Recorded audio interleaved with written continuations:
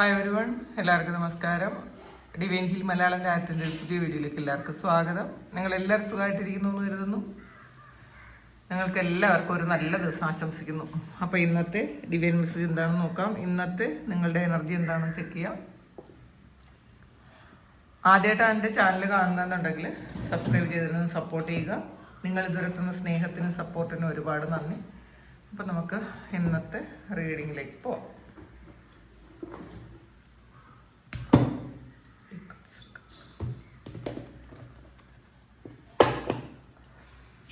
ഇന്നത്തെ നിങ്ങളുടെ എനർജി എന്താണ്?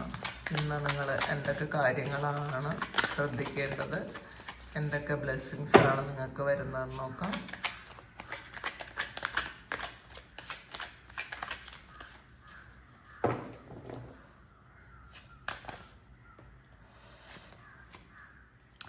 കറേജാണ്, creativity, guilt, schizophrenia.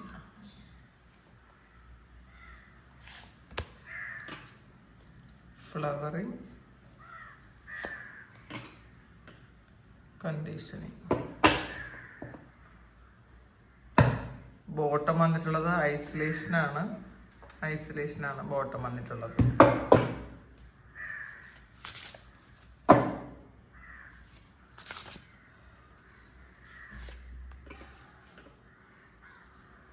Dragons, Sunrise, Evil Queen.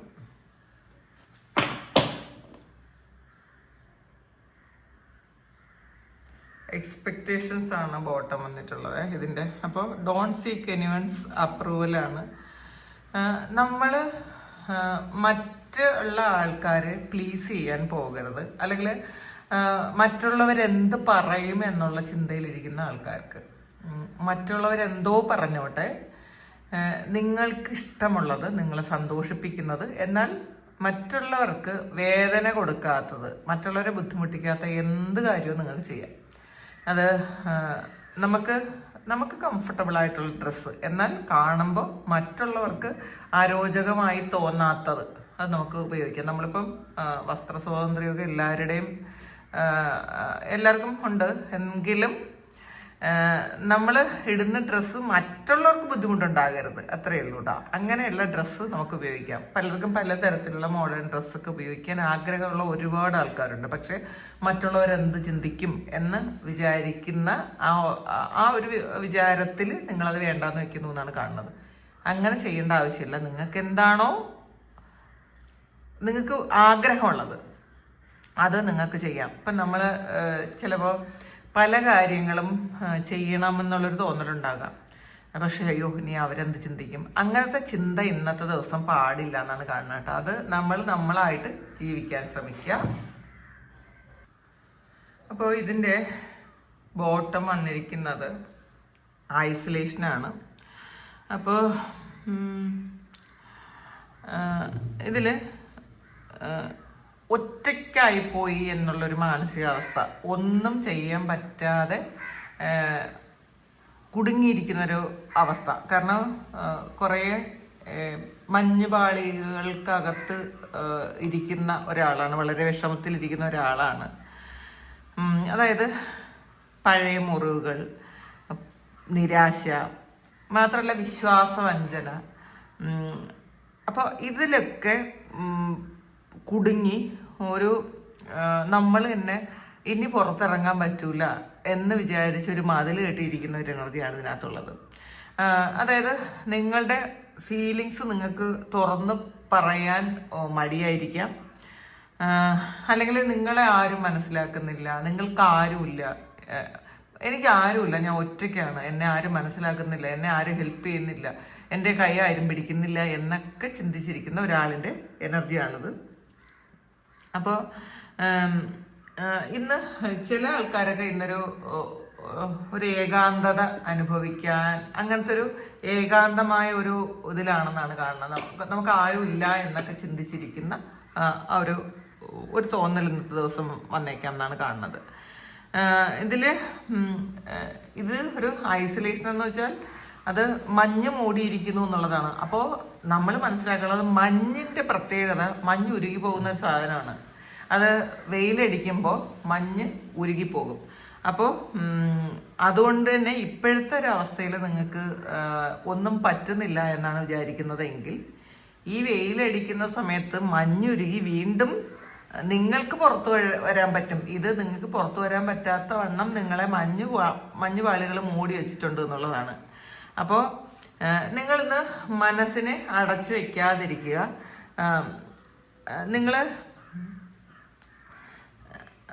നിങ്ങൾക്ക് എന്തെങ്കിലും ഒരു സഹായം ആരോടെങ്കിലും ചോദിക്കണമെന്നുണ്ടെങ്കിൽ തീർച്ചയായിട്ടും ആ ഒരു സഹായം ചോദിക്കുക. നമ്മൾ പലപ്പോഴും ഞാൻ ചോദിച്ചാൽ എന്ത് വിചാരിക്കും, അല്ലെങ്കിൽ എനിക്ക് വയ്യ, ഞാൻ ചോദിക്കുന്നില്ല എന്നൊക്കെ, അല്ലെങ്കിൽ അവരെ തരുമോ, എന്നെ സഹായിക്കുമോ എന്നൊക്കെ വിചാരിക്കുന്ന സ്ഥലത്ത് നിന്നും നിങ്ങൾ ഒരു ഹെൽപ്പ് ചോദിക്കാനുള്ള സ്ഥലത്ത് നിന്നും നിങ്ങൾ ചോദിച്ച് സ്വീകരിക്കുക, ആ ഒരു സഹായം സ്വീകരിക്കുക എന്നുള്ളതാണ്. ഈ ഒറ്റപ്പെട്ടിരിക്കുന്ന അവസ്ഥയിൽ നിന്നും നിങ്ങളൊന്ന് പുറത്ത് കിടക്കേണ്ട ആവശ്യമുണ്ട് എന്നാണ് കാണുന്നത്. അടുത്ത് വന്നിട്ടുള്ളത് ഐസൊലേഷനാണ്. അപ്പോൾ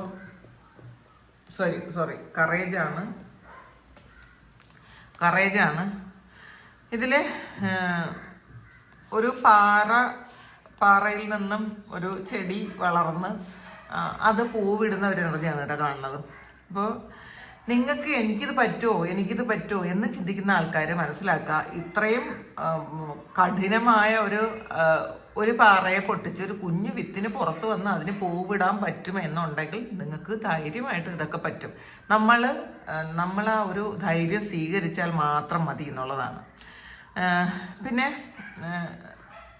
നിങ്ങൾ ഇപ്പം ചെയ്യാൻ ഭയപ്പെട്ടിരുന്ന എന്തോ ഒരു കാര്യം, അത് ചിലപ്പം ചില ആൾക്കാരുടെ ഒരു അടിച്ചമർത്തലുകളിൽ നിന്ന് പുറത്തു വരാനുള്ളൊരു സമയമായിട്ടുണ്ടായിരിക്കാം.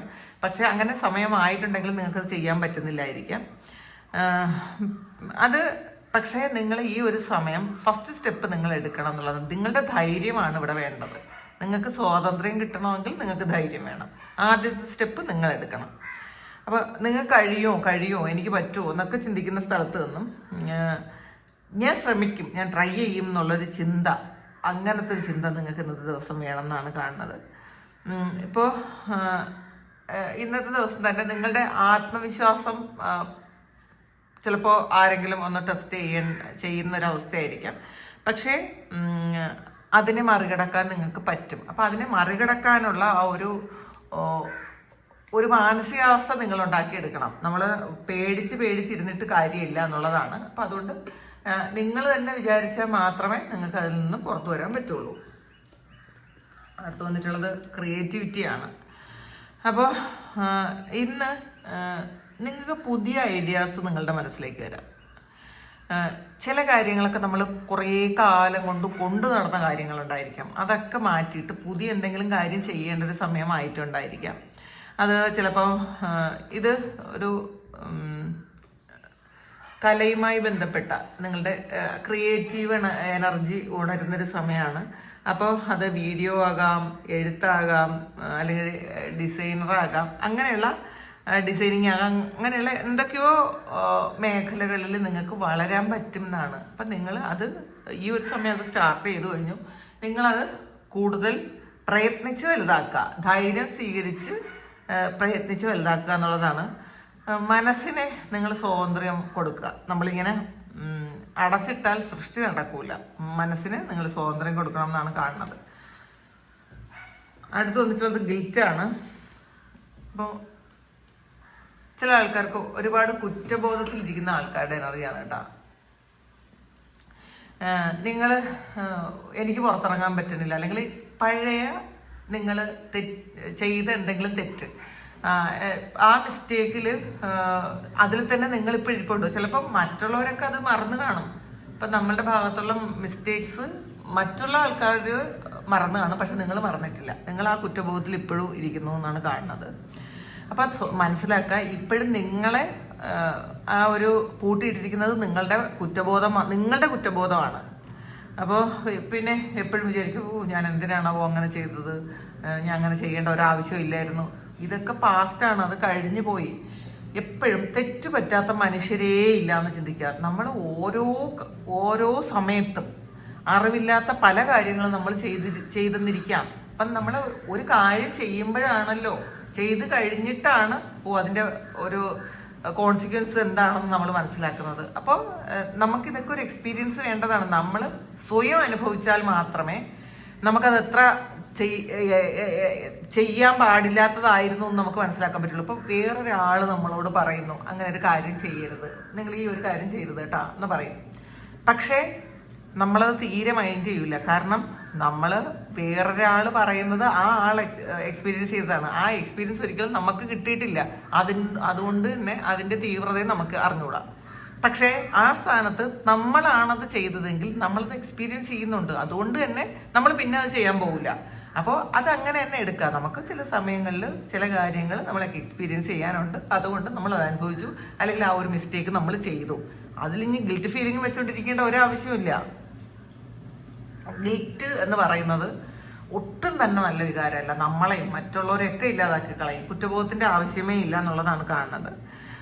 പഴയ തെറ്റുകളെ നിങ്ങൾ വിട്ടുകളയാൻ നിങ്ങളെ കൊണ്ട് പറ്റണം. നിങ്ങൾ നിങ്ങളോട് ക്ഷമ കാണിക്കണം കേട്ടോ. നമ്മൾ മറ്റുള്ളവരോട് ക്ഷമിക്കും, നമ്മളോട് ക്ഷമിക്കില്ല. അങ്ങനെ പാടില്ല. നമ്മളോട് ക്ഷമിക്കാൻ പഠിക്കണം എന്നുള്ളതാണ്. പിന്നെ അടുത്ത് വന്നിട്ടുള്ളത് സ്കീസോഫ്രീനിയ. ഇതിൽ കുറേ ആൾക്കാർക്ക് ഒരു ഡിപ്രഷൻ പോലത്തെ ഒരു അവസ്ഥയുണ്ട് കേട്ടോ.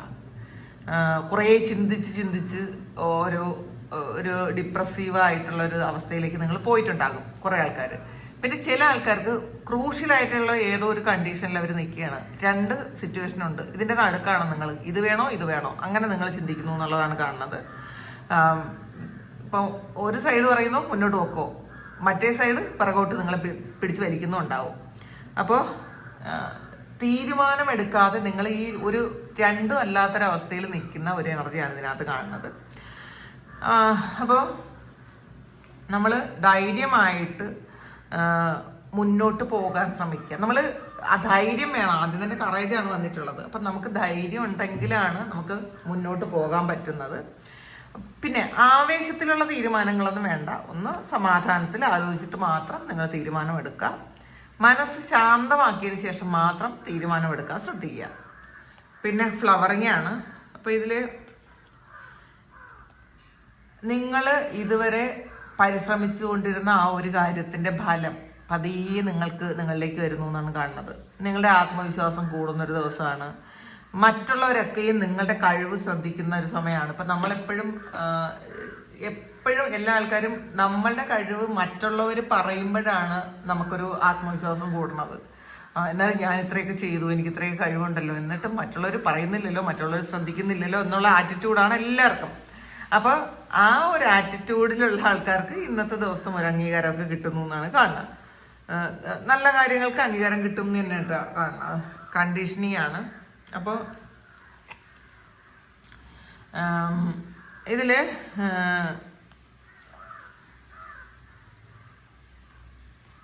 ഇതിലൊരു സിംഹത്തിൻ്റെയും ആടുകളുടെയും ഫോട്ടോ ഉണ്ട്. ഇതിൽ നിങ്ങൾ യഥാർത്ഥത്തിൽ സിംഹമാണ്. പക്ഷേ നിങ്ങൾ ജീവിക്കേണ്ടി വരുന്നത് ചിലപ്പോൾ ആടായിട്ടായിരിക്കാം. അതായത് മറ്റുള്ളവർ പറയുന്നത് അനുസരിച്ച് നിങ്ങൾ ജീവിക്കേണ്ടി വരുന്നു എന്നുള്ളതാണ്. നിങ്ങളുടെ ജീവിതം മറ്റുള്ളവരുടെ കൈകളിലാണ്. അവർ പറയുന്നു, നിങ്ങൾ അനുസരിക്കുന്നു. അങ്ങനത്തെയാണ് കേട്ടോ. ഇങ്ങനെ മാത്രമേ ജീവിക്കാവൂ, ഇങ്ങനെ ചെയ്യാവൂ. അത് സമൂഹം തരുന്ന കണ്ടീഷനിങ് ആയിരിക്കാം, നമ്മളുടെ മാതാപിതാക്കൾ തരുന്നതായിരിക്കാം, പിന്നെ നമ്മളുടെ ചുറ്റുപാടുകളിൽ അവരിങ്ങനെ പറ്റുള്ളൂ എന്ന് പറയുമ്പോൾ നമ്മളത് അങ്ങനെ ആയി പോകുന്നതാണെന്നുള്ളതാണ്. ഇന്നത്തെ ദിവസം നമ്മളുടെ തീരുമാനങ്ങൾക്ക് ഇന്നത്തെ ദിവസം പ്രാധാന്യം കൂടുതൽ കൊടുക്കാൻ ശ്രമിക്കാം. താരതമ്യങ്ങൾ വേണ്ട കേട്ടോ. ഒരാളിനെയും നമ്മൾ കമ്പയർ ചെയ്യരുത്. നമ്മൾ മറ്റൊരാളല്ല, നമ്മളാണെന്ന് എപ്പോഴും ഒരു ചിന്ത വേണം. നമ്മളെ പോലെ ആകാൻ നമുക്ക് മാത്രമേ കഴിയുള്ളൂ, വേറെ ആർക്കും നമ്മളെ പോലെ ആകാൻ കഴിയില്ല. അപ്പം അത് മനസ്സിലാക്കുക. ഡ്രാഗൺസ് ആണ് വന്നിട്ടുള്ളത്. സ്ലേ ദം ആളാണ്. അപ്പോൾ